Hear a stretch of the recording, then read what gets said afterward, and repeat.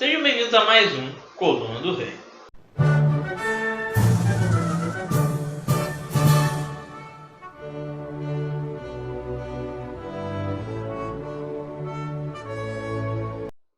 Olá, monarquistas!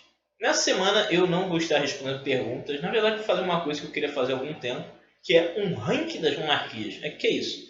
Eu vou listar aqui as monarquias a partir do nível de poder que os monarcas têm em seus países, né? Daqueles que os monarcas podem fazer menos coisas até aqueles onde o monarca pode fazer um monte de coisas.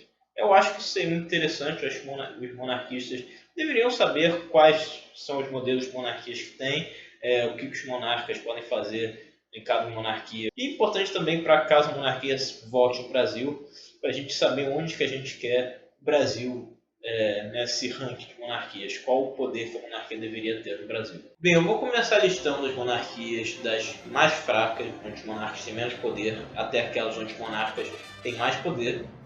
Então, a nossa primeira monarquia é, de longe, o Reino da Suécia. O rei da Suécia ele, literalmente não tem nenhum poder. Se você abrir a Constituição da Suécia e abrir naquela página funções do chefe de Estado, você vai ver que lá não tem nenhum poder reservado para o chefe de Estado, para o rei da Suécia. É só falar assim, de questões procedimentais, né? Se o rei ficar doente, se o rei não puder mais realizar as suas funções, ou também que o rei tem que estar atualizado sobre tudo que acontece no governo e no país. Mas fora isso, o rei não tem nenhum poder reservado para o monarca. Né? Deve ter sido muito triste o atual rei da Suécia quando passaram essa Constituição. Será que ele é zoado nas outras monarquias porque ele não tem nenhum poder? Isso seria engraçado e triste ao mesmo tempo. A segunda monarquia nessa lista é o Japão. O Japão ele realmente tem uma monarquia com um papel muito mais cerimonial e simbólico do que tinha antes da Segunda Guerra Mundial. Mas, ao contrário da Suécia, eles ainda têm algumas funções reservadas especificamente para a monarquia. Mesmo o monarca ele não tendo, vamos dizer, livre-arbítrio que ele pode fazer. Por exemplo, dissolver o parlamento e convocar novas eleições. Uma coisa que chefes de Estado e parlamentaristas podem fazer. Na Suécia, não tem isso para o rei não pode fazer isso. É o governo que faz isso, o parlamento que faz isso.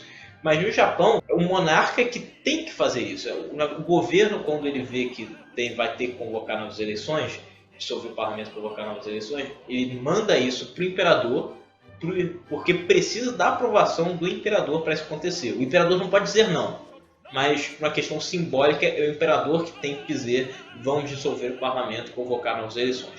Quem vai ser o primeiro-ministro? Mesma coisa.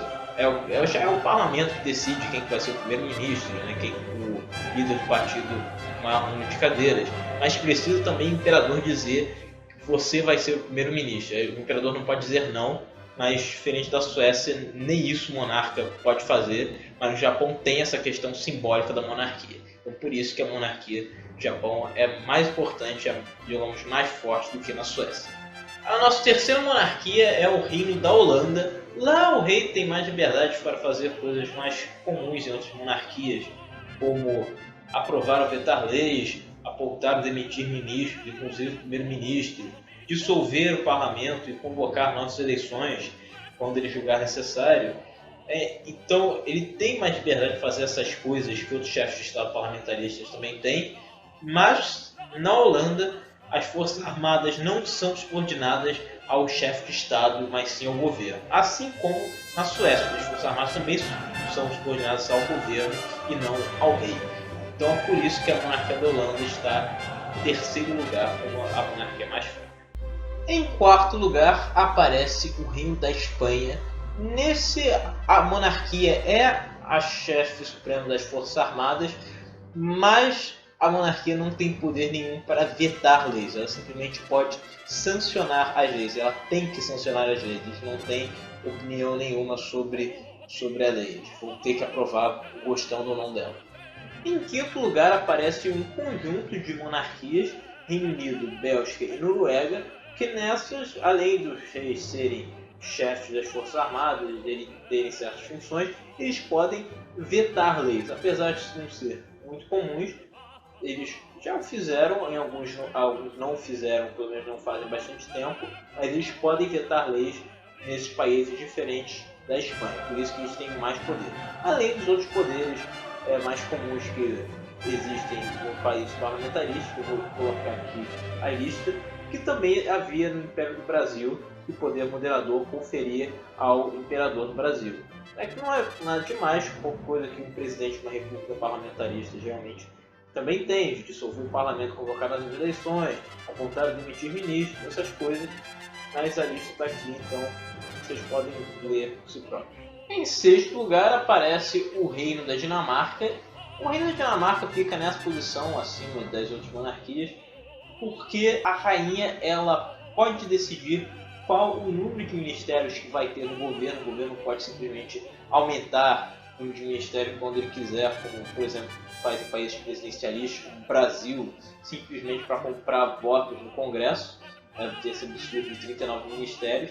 Na Dinamarca isso não pode acontecer, a rainha que vai dizer quantos ministérios vai ter, e se quiser aumentar ela pode dizer o que esse ministério vai fazer. Então, por isso a Dinamarca ela é mais poderosa do que as outras monarquias. Nossa sétima monarquia é Luxemburgo. Além de ter todos esses poderes que tem as outras monarquias, Luxemburgo também pode, digamos, mexer nas leis. Eles podem mexer nas regulações, em como a lei vai ser implementada.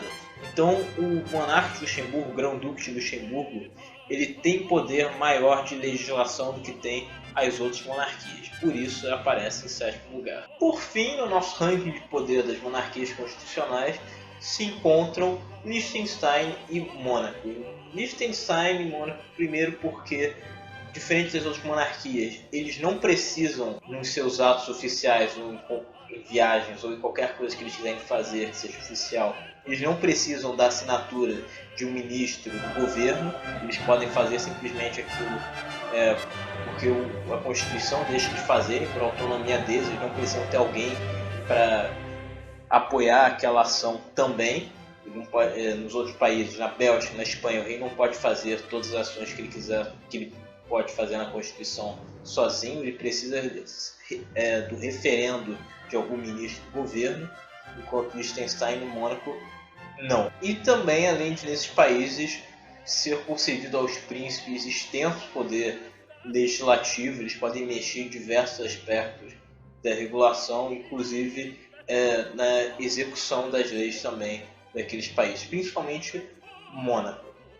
Então é isso, nós acabamos aqui o ranking das nossas monarquias, com as mais fracas sendo Suécia e Japão, e as mais poderosas Liechtenstein e Mônaco. Pois bem, pessoal, esse foi mais um Coluna do Rei. Espero que vocês tenham gostado desse ranking das monarquias. Por favor, gostaria dos comentários de vocês sobre as monarquias, sobre os diversos poderes das monarquias, se vocês gostaram ou não desse vídeo. O que vocês acham que deveria ser a monarquia no Brasil? Qual modelo do Brasil deveria se assemelhar mais de monarquia constitucional? E agora, por favor, compartilhe esse vídeo para que atinja o maior número de pessoas possível. Acho que esse é um vídeo bem interessante, monarquistas vão gostar. Acho que até quem é monarquista pode não gostar também desse vídeo. Curtam a página do Coluna do Rei no Facebook, se inscrevam no canal se vocês ainda não forem inscritos. Curtam bem as páginas, compartilhem o Coluna do Rei no Facebook, link desta aqui embaixo na descrição. Mas bem, é isso. Muito obrigado e até semana que vem.